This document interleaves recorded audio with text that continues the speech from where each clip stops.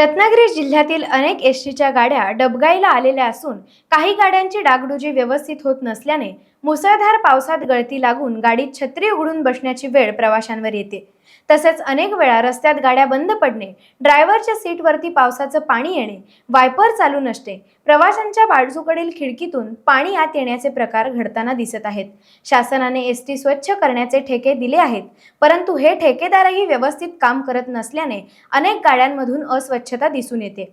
रत्नागिरी जिल्ह्यातील विविध आगारामधून ग्रामीण भागात जाणाऱ्या एसटीची अवस्था दिवसेंदिवस खराब होत चाललेली आहे।